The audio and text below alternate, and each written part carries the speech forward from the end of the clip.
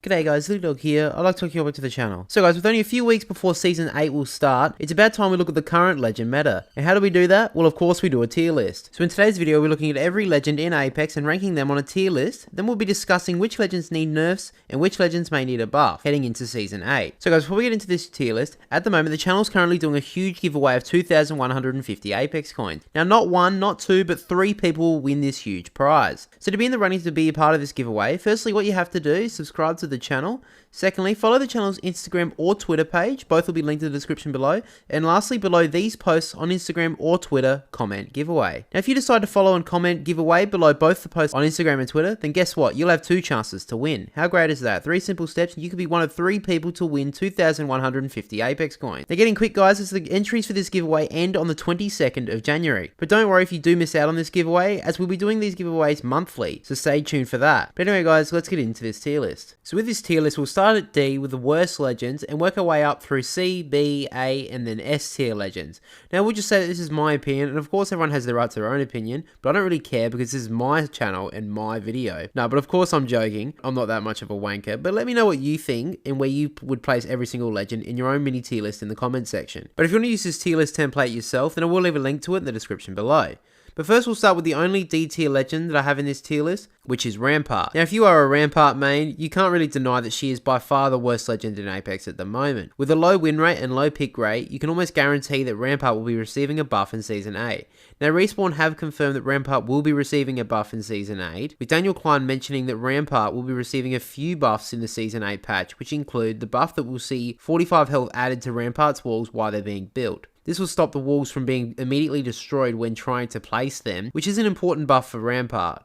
Now Daniel has mentioned that her walls will stop bullets except sniper bullets, which will pass through, just like they do with all ally players, he explained. Once the wall is fully built, it will behave normally. This is to avoid the wall from becoming a trump card against long-range snipers, and still allowing outplay potential for opponents that have taken the time to set up a strong vantage point or have caught out mispositioned Rampart players. Now to be honest, I think she needs more than this, but I have actually seen a concept on Reddit, which I think could be a decent idea as Rampart is a weapon modder. So I've seen the second concept here on this picture, which this person says she should have another passive ability, which would equip to any hop-up when she picks up a weapon. For example, if she picks up a P2020 off the drop, she will automatically have the hammer point hop up equipped. Now yes, this may sound overpowered, but she needs something big, because at this stage, she's really at the point where Gibraltar was back in Season 1. So now we head to C tier, where we have placed 2 Legends. So we'll start with Octane. Now a great Legend for running pubs, but really isn't useful in high tier ranked. Now there is talk that he'll be receiving a buff in Season 8, or at least a bug fix which acts like a small buff. So in a previous video of mine, we did talk about Octane receiving this buff, where a person asked about the removal of the big jump off Octane's jump pad and saying it was unneeded, which James McCord responded by saying, "This is a good question with an interesting answer. Octane's super jump was patched out in Season 7. What's his super jump? It's this extra height / distance you can get if you hit the jump pad just after touching the pad. Honestly, I've never done it, but I know it existed. Since we've heard Octane's asking for it back, we hear you, but we want to do it better, instead of reverting to the old bug. It won't be in the next patch, but it will hopefully come in Season 8. We're testing it out now." Now I'm really unsure how to make Octane a top tier Legend, but to be honest, if they left him alone and left him as a casual Legend, I don't think that would really make much of a difference, and I think Octane is in a pretty good position as it is. Now let's talk about the second Legend we have in C tier, which is Mirage. Now again, another pubs Legend, like Octane, and really isn't built for high tier ranked or competitive play. Now again, in a previous video we did talk about Mirage receiving a buff with a bug fix, so his decoys will now make footstep noises. Now originally this was supposed to come with the Fight Night patch, but with the bug not being fixed by then, you can expect for the Mirage's decoys buff to be coming in the Season 8 patch. So now let's take a look at the Legends I've placed in B tier. Now the Legends that have been placed in this tier are really in a position where they could need a buff, but are probably in a decent position in the game at the moment. So we'll start firstly with Crypto. Now yes, he's a very useful Legend in high tier ranked, but really isn't best suited for pubs. Now with the introduction of Olympus this season, I'm unsure, but it seems that Crypto really isn't suited for this map. With less cover, he really has to look around for a safe area before getting out his drone to scan. Now I really don't like how his EMP affects his teammates, and until that is changed, I really can't see him being any higher than a B tier Legend. So the next Legend in B tier is Loba. Now I really like the buff that she received this season, where she was able to let their teammates get unlimited ammo from the black market. A really good buff, and it really helps her being a supportive Legend. Now I think there are 2 changes that I'd like to give to Loba to make her an A tier or possibly S tier Legend.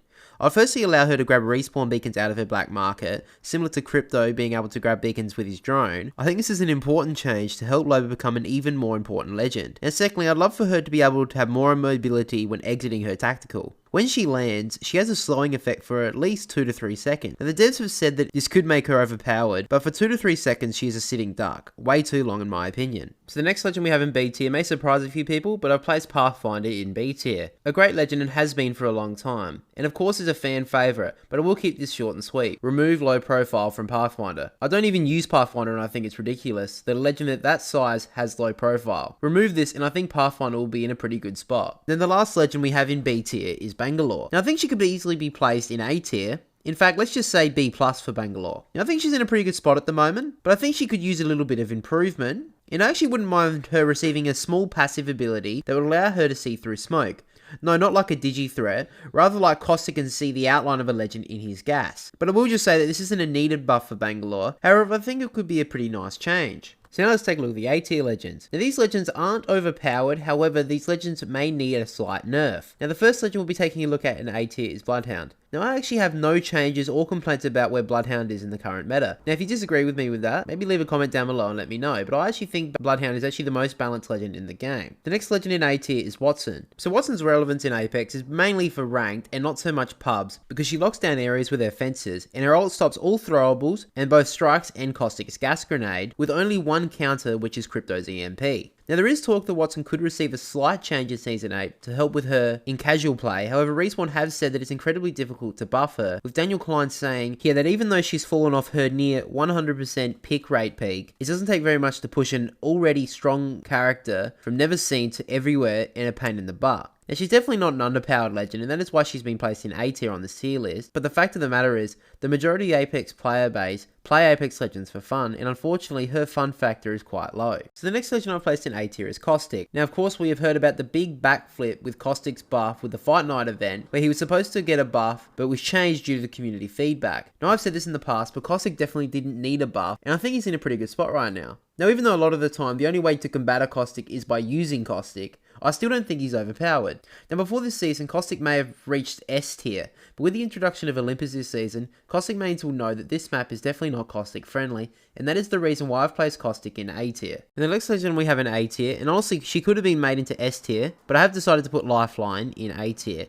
Now the reason why I've said that Lifeline could have been placed in S tier is purely for her added passive ability, which allows her drone to perform a res while she can continue to fight. Now to be honest, this is by far one of the most frustrating things in Apex Legends right now, where you down an enemy and the Lifeline comes and instantly reses a teammate. The amount of times I've lost a fight because the enemy Lifeline was able to spam res her teammates is unbelievable. Now you may be thinking, well the amount of whinging that I'm making right now, why didn't I put her in S tier? And the reason is that that's all she's got. Yes, she can slow heal with her drone, and her care package can be useful at some times, but her drone res is really the only useful thing she's got. Now don't get me wrong, I do think the drone res could use a cooldown timer, but it is really all she's got in her kit. So now we go to the next legend I've placed in A tier, which is Revenant, who probably has the most frustrating ultimate ability in Apex Legends. Now to be honest, everything else in Revenant's kit is pretty balanced, but his ultimate really does frustrate enemy squads probably more than it benefits his own team. Now there has been talk about people wanting Revenant to receive a buff in Season 8, but a dev at Respawn has said that there is no plan for a buff to Revenant anytime soon, with Daniel Klein coming out on Reddit responding to a message asking about a Revenant buff, where he said, yeah, his playstyle is what we call sharp, as in success and failure are keenly felt, and then his tactical and ultimate work, they work so well, they make the enemy more frustrated than they make Rev and his team happy. That's a dangerous pattern. He absolutely should be getting buffs, but we didn't have the time to find the right ones. Now at the moment I think Revenant is fine the way he is and doesn't need a buff, but let me know down below if you guys think that Revenant needs a buff in Season 8. So lastly guys, let's talk about the S tier legends. Now all these legends need some kind of nerf to some or most of their abilities. So firstly let's start with the newest legend in Horizon. Now before we start getting into the nerfs that I'd like to see for Horizon, I would just like to say I am kind of glad that Horizon is overpowered to an extent. Since Wattson, we really haven't had a legend at release of their season that has actually been useful in game. Now in saying that, I do believe Horizon does need some kind of nerf.